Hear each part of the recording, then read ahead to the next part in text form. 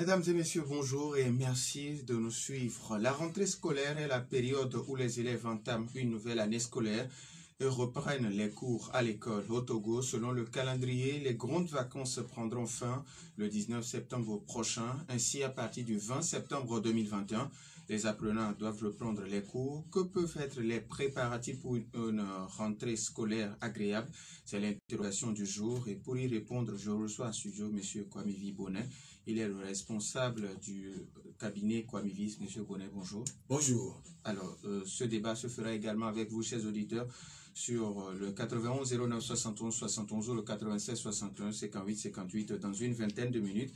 Avec Stan Teko à la mise en onde, je suis Norbert Djouradi. Le débat de Nana FM, c'est parti. Bienvenue sur la plus belle dame de Lomé. Merci pour votre disponibilité. Alors, vous voulez bien nous présenter votre structure, s'il vous plaît? Bon, alors, Kwame, c'est un cabinet de coaching scolaire spécialisé en orientation scolaire où nous aidons justement les apprenants à trouver leur voie. Aujourd'hui, le sujet de l'orientation est assez crucial quand on regarde les défis du système éducatif et de l'école de manière générale. Et donc, l'orientation est une de ces questions qui ne doit plus être laissée au hasard.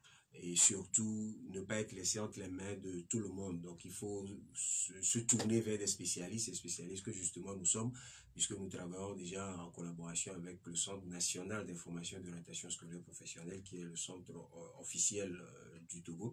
Et donc pour faire ce travail, nous nous basons essentiellement sur des entretiens individuels avec les apprenants et avec les parents, sur des tests des questionnaires pour voir à peu près la personnalité des enfants et aussi sur un certain accompagnement selon les défis, parce que quand on parle d'orientation, on touche aussi à la personnalité de l'apprenant et des fois aussi au climat familial dans lequel vit l'apprenant. Donc voilà un peu ce que nous faisons au quotidien. Et depuis combien de temps vous êtes déjà sur le terrain? Qu'est-ce qui a été fait?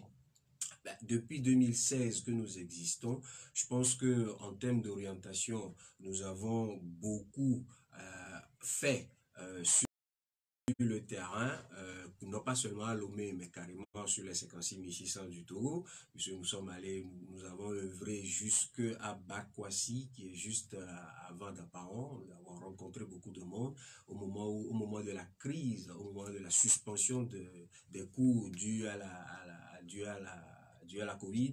Nous avions organisé ce qu'on avait appelé télé-école. C'était un moyen pour garder les enfants en mode école, malgré le fait qu'ils soient à la maison, à travers les médias, à travers les réseaux sociaux et tout.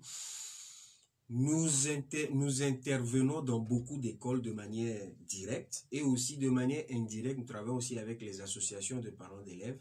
Et puis, nous avons aussi cette nouvelle tendance que nous appelons les édupreneurs, qui sont les entrepreneurs de l'éducation que nous avons rassemblés au Togo. Aujourd'hui, nous avons pratiquement une quarantaine d'édupreneurs, différents profils qui interviennent en fait, qui ont des produits et des services qu'ils vendent à l'école sans être eux-mêmes présents dans l'école. Donc, vous avez des coachs scolaires comme nous, vous avez des répétiteurs, vous avez des développeurs d'applications, vous avez des développeurs de logiciels, vous avez des bibliothèques, vous avez voilà, tout un lot de profils professionnels qui ont des produits et des services mis à disposition de l'école pour le bien de nos enfants. Et puis parlons du système télé-école où vous étiez sur les réseaux sociaux, vous étiez présent, même sur la TVT si je ne me trompe pas.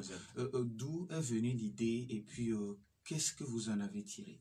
Mais écoutez, au moment où les apprenants étaient restés à la maison, il était question justement de la réflexion, c'était de savoir, vu que la fin n'était pas du tout envisagée à ce moment-là, ce qu'il fallait faire pour aider ces enfants-là qui étaient justement à la maison. Et nous étant un peu très souvent. Qu'est-ce que c'est français? Très souvent.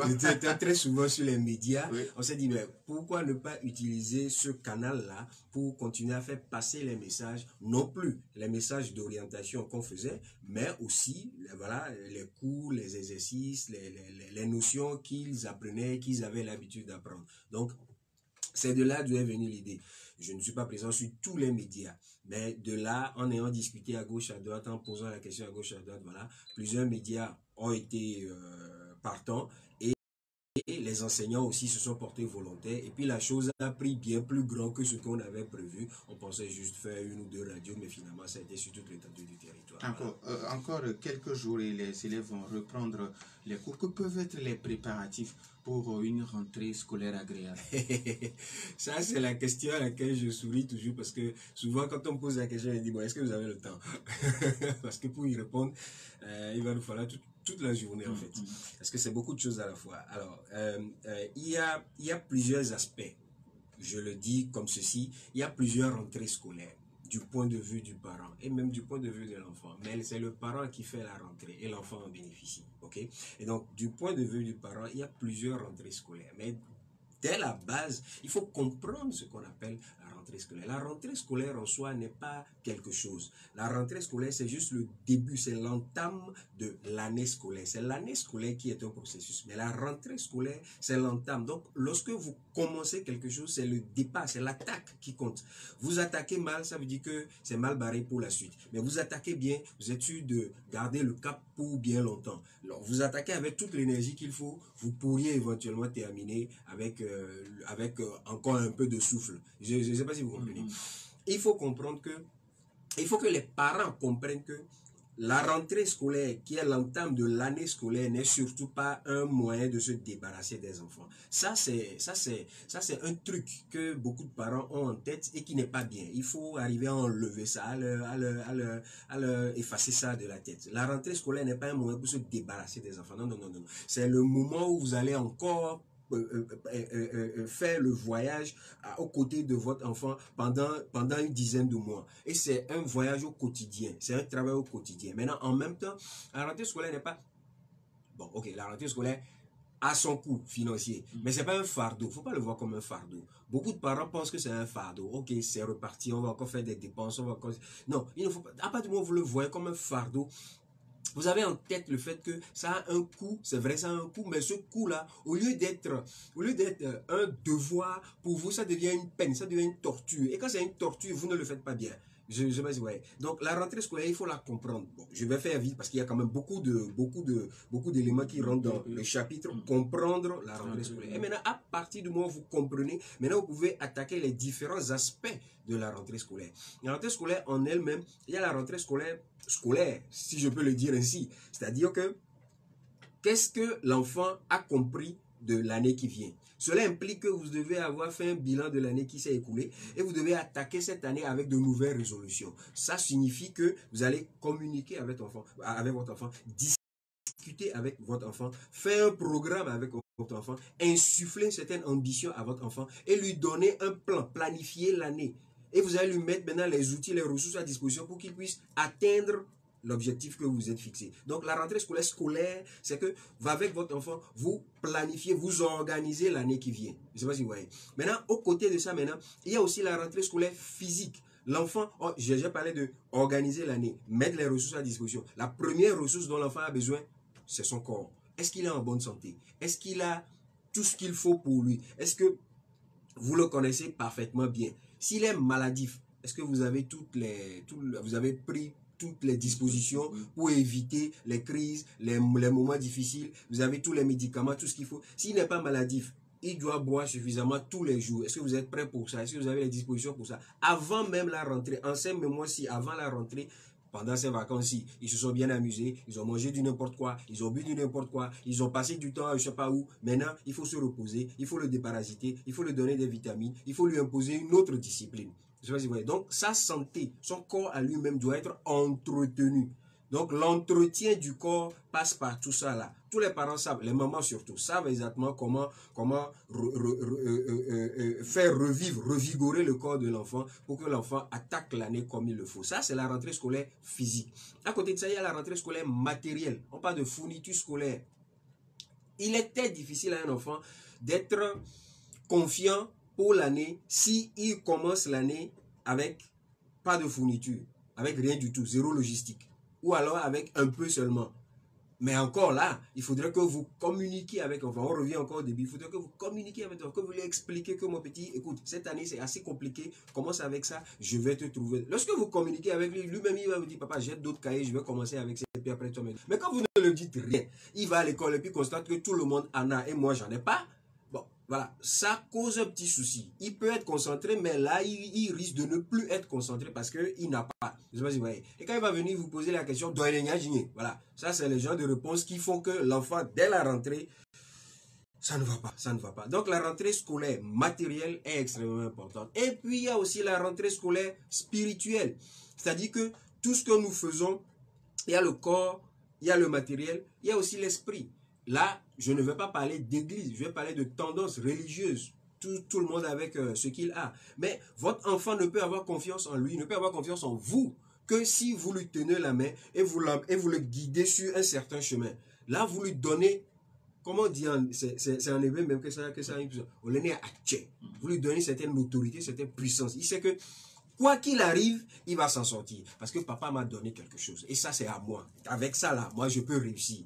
Non, avec ça seulement, croyez-moi, votre enfant va travailler 24 heures sur 24 sans dormir tous les jours, il va réussir. Vous n'avez même pas besoin d'être derrière lui. Mais quand vous ne lui dites rien, quand vous ne lui donnez rien, quand vous priez tout seul dans votre coin, ça serait efficace. Hein? Moi, je ne m'y connais pas, ça peut être efficace. Mais tant que vous ne l'associez pas, ne pensez pas qu'il n'est pas grand. Hein? Non, il est grand, il comprend, il voit, il sait. Ne pensez pas qu'il ne comprend pas, il comprend. Quand vous l'appelez, vous lui expliquez, vous lui parlez sincèrement, malgré tout ce qu'il fait comme caprice et tout, il sait que là, l'heure est grave. Le sujet est sérieux. Il écoute, il comprend. Et il va vous donner certaines réponses. Même s'il ne vous la donne pas en même temps, il va retourner, réfléchir, revenir vers vous avec une certaine réponse, avec une certaine résolution. Et c'est ça ce qui va l'aider pendant l'année scolaire. Alors, Monsieur Bonin, pour ceux qui c'est la première fois que l'enfant commence le CP1, est-ce que c'est le même processus ou il y a d'autres choses à faire? Mais lorsque c'est le... Bon, vous avez parlé du CP1, il y a aussi, avant le CP, il y a le préscolaire.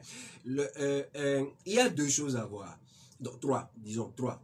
D'abord, il faut que le parent lui-même aille s'informer. Parce que quand ils sont tout petits, l'enfant n'est pas tout le temps il n'est pas conscient de tout ce qui se passe. Il subit seulement. C'est le parent qui comprend et qui prend les décisions pour l'enfant. Donc, c'est aux parents d'aller s'informer. Où est l'école? Comment se présente l'école? Qui sont les enseignants, les premiers interlocuteurs? Il faut jauger la personne.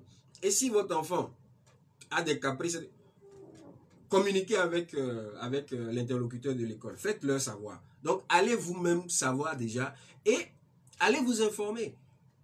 D'autres parents, l'administration vous dit, ah, l'enseignant là, il est bon et c'est le meilleur. Et quand les enfants viennent là-bas, ils ont peur. Ah, ok. Donc, quand vous revenez, ne faites pas peur à l'enfant, mais dites-lui que moi, je suis gentil avec toi, mais tu vas à l'école, tu vas voir quelqu'un qui n'est pas tout le temps gentil. Donc, il faut commencer par informer l'enfant. Expliquez-lui. C'est vrai, il est tout petit. C'est vrai, il ne sait pas. Mais, quand vous le mettez au courant qu'il va y avoir un changement, il sait, il garde ça en tête. Et, quand vous le faites bien, maintenant, lui-même, il est pressé. Maman, on y va quand? Maman, on y va quand? Ok? Bon, alors, vous l'informez et il y a un moyen, il y a une très bonne manière. Donc, d'abord, s'informer, ensuite, informer l'enfant. Et pour informer l'enfant, vous communiquez avec lui et aussi, vous allez visiter les lieux avec lui. Vous allez avec lui dans la nouvelle école ou bien dans la nouvelle classe. Il choisit peut-être sa place ou bien vous lui dites, c'est mieux que tu restes ici. Si possible, vous rencontrez le nouvel enseignant. Donc, il sait que ça sera lui. Il a une image mentale de la personne qu'il va garder quand il va rentrer à la maison. Et à chaque fois, quand il va parler, il va dire, ah, le tonton là, ou bien la tata là, c'est elle qui va travailler avec moi cette année. Et voilà. Donc, il se prépare à ça. Il sait qu'il y a quelque chose de nouveau qui vient. Et cette préparation-là permet aux parents et aussi à l'enfant d'anticiper l'année. J'ai dit, la rentrée scolaire n'a rien de spécial. C'est juste l'attaque, c'est juste l'entame. Donc, l'enfant, même s'il est tout petit, ces informations-là lui permettent de faire quoi? De rentrer dans l'année avec l'énergie nécessaire pour ne pas être essoufflé au beau milieu. Au cas où le parent, il y a certains parents qui n'ont pas le temps matériel pour faire tout ce processus-là. Alors, comment s'y prendre? Il faut trouver le temps. Parce que pour nous, c'est l'argent qui compte. Il faut mettre l'enfant à l'aise, c'est tout. Aujourd'hui, il y a le débat qui court sur les limites de l'école, sur l'école qui est périmée, sur les réformes, voilà le mot même, les réformes qu'il faut apporter et tout. mais il y a aussi les réformes qu'il faut apporter dans la parentalité. L'école ne peut pas tout faire. En fait, l'école bâtiment bientôt ne va plus exister. L'école sera partout. Et quand l'école est partout, ce qui reste, la seule constante qui reste, c'est les parents. Les parents, quelqu'un disait, les parents aujourd'hui c'est un métier. Ce n'est plus un hasard. C'est vrai, ça vous tombe dessus, même quand vous n'êtes pas préparé, que vous vous amusez, mais après vous rentrez dedans, c'est tout un métier. On ne vous paye pas en même temps, mais on vous payera après. Ce que je veux dire par là, c'est que le parent doit trouver le temps. Je ne demande pas de passer 1 heure dans l'école. Il n'est pas concevable. Vous savez, lorsque l'enfant est là et qu'il vient vous dire, ah papa, on a fait réunion des parents d'élèves, les autres enfants avaient leur papa qui sont venus, moi j'étais le seul, il n'y avait personne. Il a dit quelque chose, mais vous n'avez pas idée de la blessure que ça a causé en lui. Lorsque le parent ne vient pas, ce n'est pas seulement parce que lui n'a pas le temps, mais c'est aussi pour le bien de l'enfant. L'enfant veut savoir qu'il a quelqu'un derrière lui. L'enfant veut montrer à ses camarades que moi aussi mon papa est là. L'enfant veut montrer à ses camarades que moi aussi j'ai un papa. Hormis ceux que la vie, voilà, ceux qui sont orphelins. Ça, c'est, même qu'ils sont orphelins, ils ont quand même un tuteur. Il y a quand même quelqu'un qui répond au nom d'eux. Je ne sais pas si vous voyez. Donc pour moi ici, vous pouvez, au pire, si vous êtes en mission quelque part, vous ne pouvez pas être là, ça c'est clair. Vous pouvez au pire envoyer quelqu'un, mais quelqu'un de, entre guillemets, représentatif. Le cuisinier, le chauffeur, là, franchement, c'est aussi des personnes, hein, je n'ai pas dit non, mais franchement, c'est pas ça, quoi. Quelqu'un qui ne sait même pas écrire le nom de votre enfant. C'est des situations qui sont pour l'administration, ok, ils vont gérer d'une manière ou d'une autre. Pour l'enseignant, ok, ça lui donne une idée des parents à qui il a affaire, mais pour l'enfant, c'est une blessure qui va traîner toute sa vie, et ce n'est pas bien. Lorsque vous n'êtes pas là aujourd'hui, si c'est après un trimestre, venez. On ne vous demande pas, vous n'avez pas besoin de demander une audience. Venez, rentrez, allez voir la direction, allez voir le secrétaire, allez voir le surveillant, allez voir l'enseignant, discutez avec eux, que votre enfant sache que vous êtes venu. Ça aide aussi à la discipline de l'enfant. Lorsque l'enfant sait que ce parent vient en contact avec l'école, il ne veut pas cacher, il ne peut pas cacher des choses. Il ne peut pas faire des choses derrière. C'est extrêmement important. Alors, que peuvent être les préparatifs pour une rentrée scolaire agréable? Les auditeurs ont maintenant la parole via le 91 09 71 71 ou le 96 61 58 58 avant que les auditeurs n'appellent. Alors, est-ce que les élèves doivent se renseigner sur le programme à venir? Alors, les élèves qui vont se renseigner, là, nous parlons des élèves un peu plus grands. Ce n'est plus le CP. Nous parlons des élèves un peu plus âgés. Et quand on parle d'âgés, je parle déjà de la classe de CM1. Bah, écoutez, à cette question, je réponds absolument et fortement oui. Parce que vous ne pouvez pas vous lancer dans une aventure si vous n'avez pas les bonnes informations. Vos parents vont vous mettre dans les conditions en termes de forme pour vous permettre que l'année se passe bien. À vous maintenant, qui êtes suffisamment grand, qui comprenez les choses, qui savez lire et écrire, à vous maintenant de vous mettre dans les conditions sur les questions de fond. Et pour les questions de fond, aujourd'hui, il n'est plus question d'attendre que l'enseignant vous donne tout, vous dise tout. À vous maintenant de faire quoi? De chercher, de courir, d'aller chercher les informations. Les lieux d'information, il y en a plein.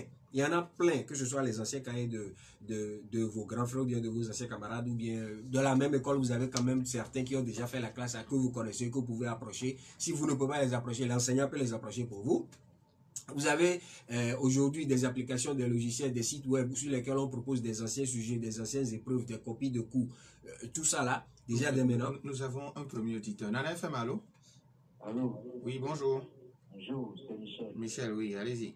Oui, bonjour à l'invité. Bonjour. Et en fait, tout ce qu'il a dit est parfait. Mais la réalité elle est autre. Et tout se passe en réalité pour certains bon nombre de parents comme un bon débarras quand il y a école. Parce qu'il suffit de les écouter actuellement où les enfants sont en vacances. La charge que cela représente. Et du coup, il y a beaucoup de choses, comme il a dit, qui doivent être apprises à la maison et qui ne le sont jamais. Parce que l'école ne donne que des trucs classiques, des cours classiques. Mais éduquer mon enfant aux bonnes manières, c'est à la maison normalement. Et malheureusement, les situations conjoncturelles, comme aller chercher de l'argent, et à pousser les parents dehors. Et du coup, on gâte la base à nos enfants sur ce plan-là. Ce qui fait que certains, ils ont effectivement de l'argent dans leur famille, mais après eux, cet argent ou cette richesse disparaît parce qu'on n'a pas appris aux enfants comment travailler, comment gagner de l'argent, comment être honnête. Donc il y a beaucoup de choses, comme il a dit, qu'il faut changer même dans notre système éducatif pour améliorer la situation de l'éducation même de nos apprenants. Donc voilà ce que moi j'ai à dire. Merci Michel. 91 09 71 71 ou le 96 61 58 58. Alors, vous le disiez, il y a d'autres manières de s'informer sur Est-ce que nous avons un autre auditeur? Nana FM, allô? Allô? Oui. Bonjour, bonjour Pélé. Bonjour. Oui, allez-y. Oui, salut notre invité. Bonjour. Je pense que c'est le moment que les parents dressent les bras, se tremblent. Parce qu'il y a 2 semaines aujourd'hui de la rentrée. D'abord, le gouvernement nous fait comprendre qu'il doit y avoir une gratuité de l'écolage au niveau officiel.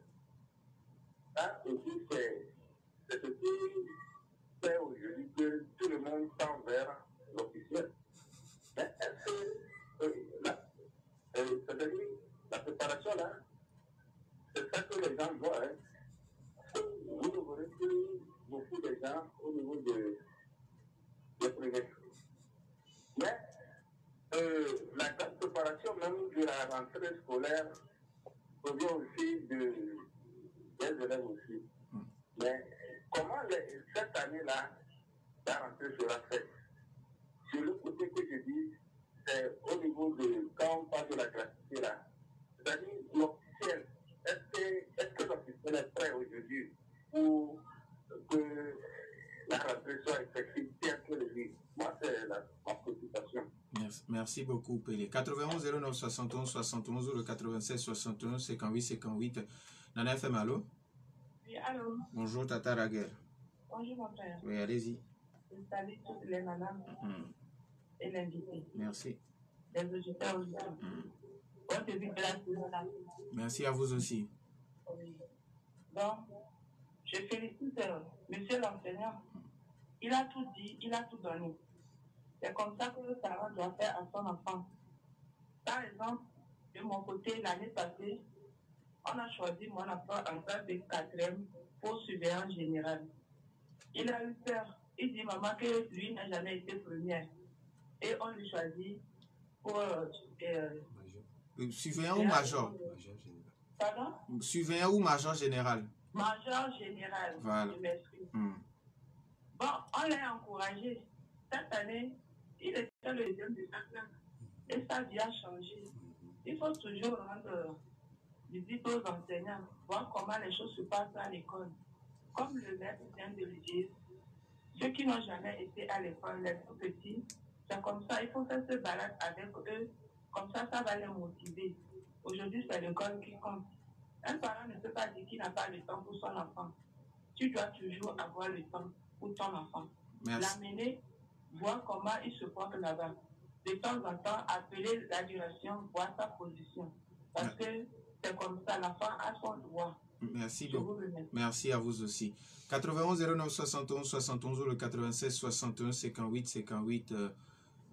Avant que d'autres auditeurs appellent, vous avez écouté nos 3 intervenants où Michel parle de la réalité que bon, les parents disent bon débarras parce que mais oui, c'est une réalité avec en fait. Les charges financières que ça entraîne.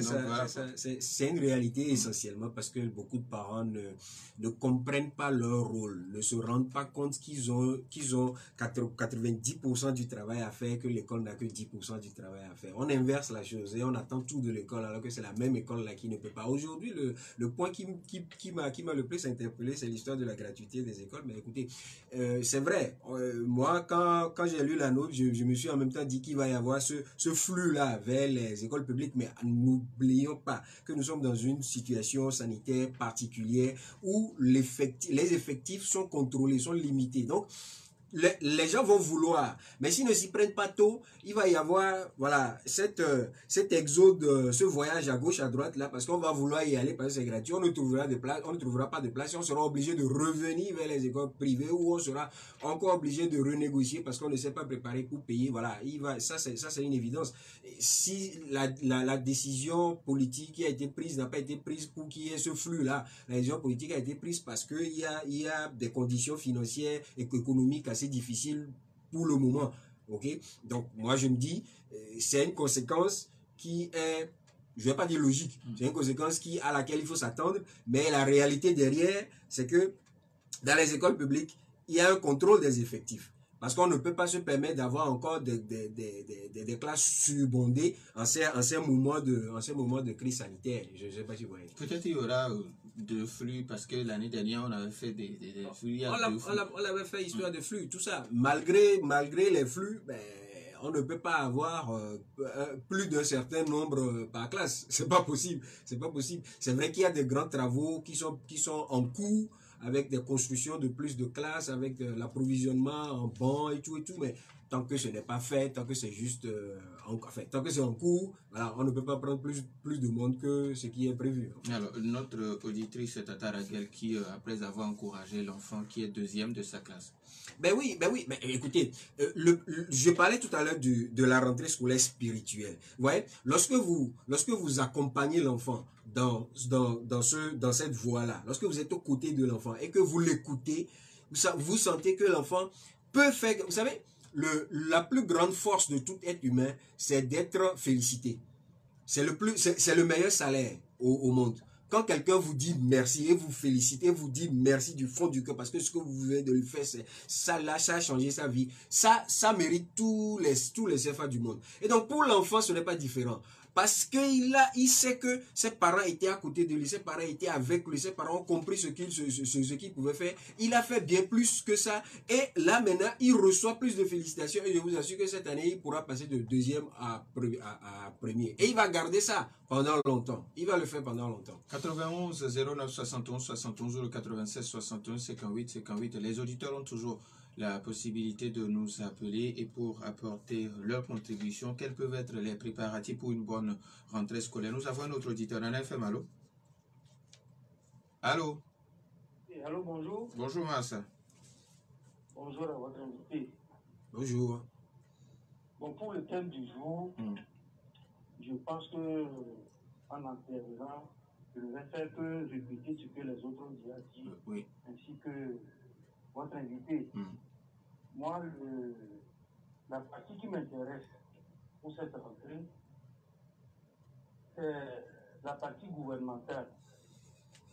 Parce que convaincre citoyen dépend de deux entités principales, les parents et l'État.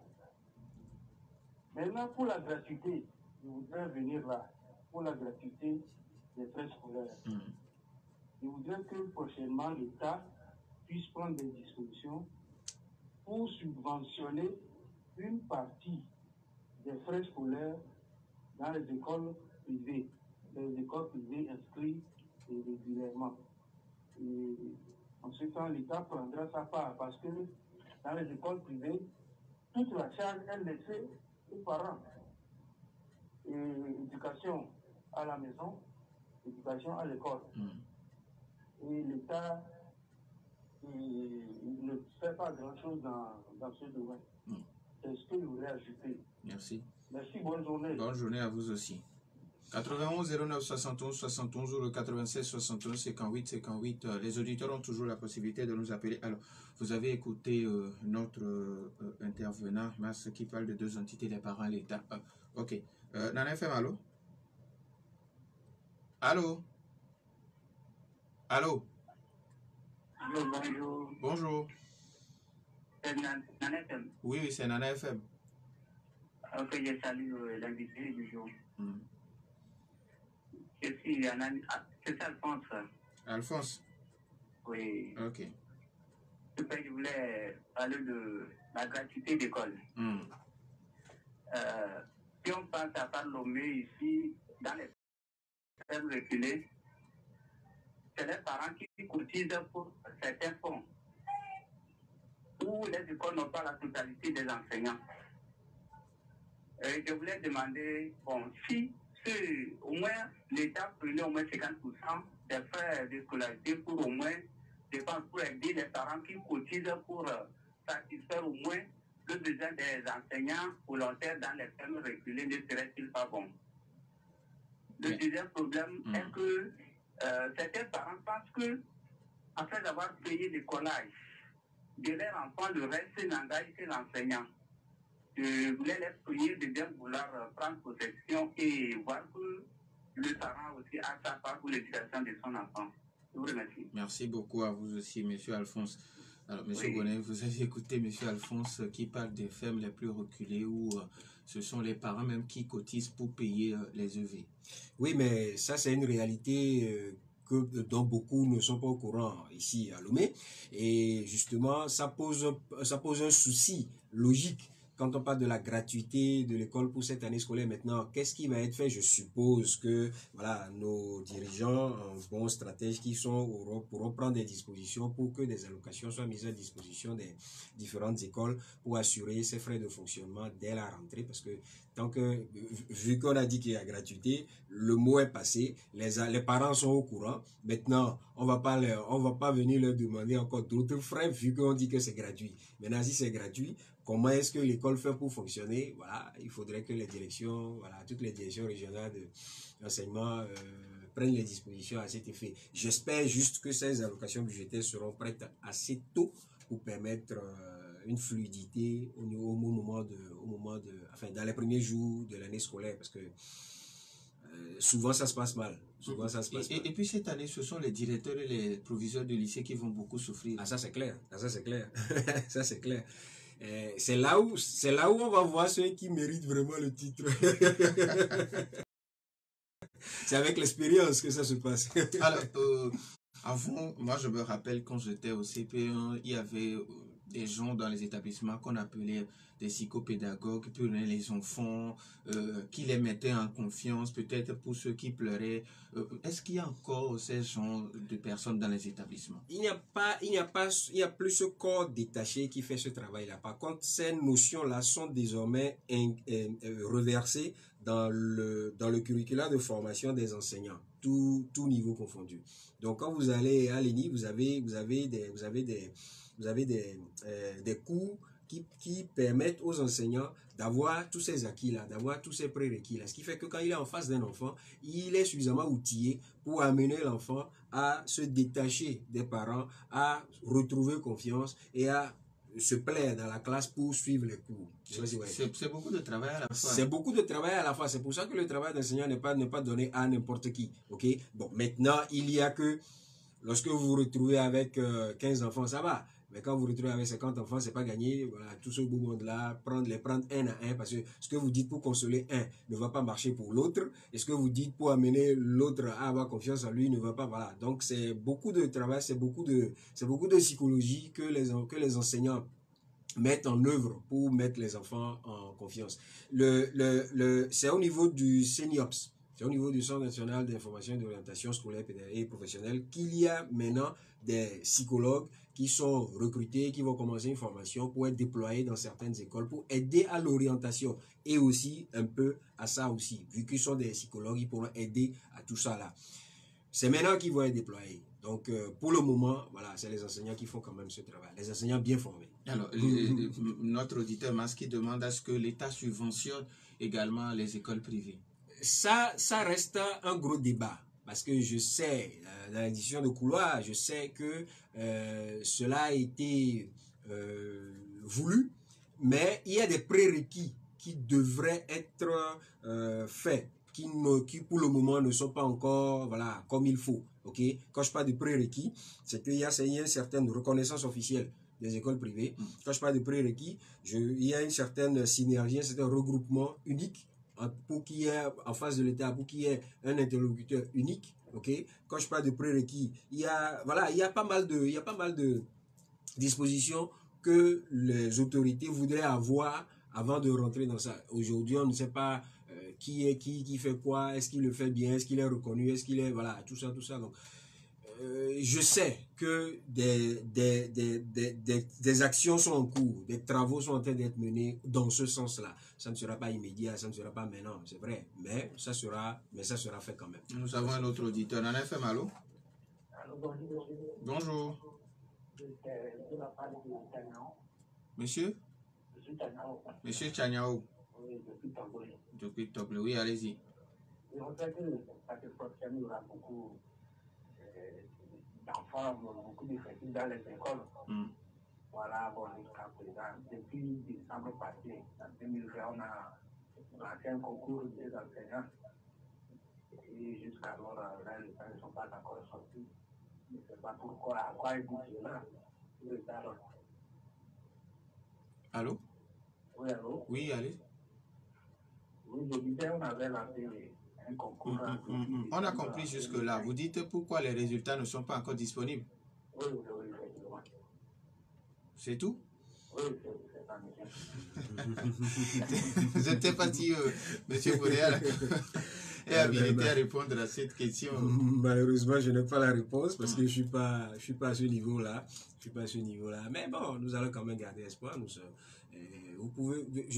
Aujourd'hui, il y a quand même une certaine ouverture au niveau des institutions publiques. Donc, à défaut de poser la question à l'antenne, vous pouvez aussi vous rapprocher des différents ministères. Vous allez au secrétariat, vous posez la question, vous cherchez à avoir un des responsables, vous posez la question et vous aurez des réponses. Alors, pour certains auditeurs, quand on parle de que l'État accompagne les écoles privées, ce n'est pas seulement de l'accompagnement financier, mais on met à disposition de ces écoles privées des enseignants bien formés ou quand l'État met par exemple 2, 3, 4 enseignants, on dit vous divisez votre scolarité par 2 ou les élèves paient la moitié.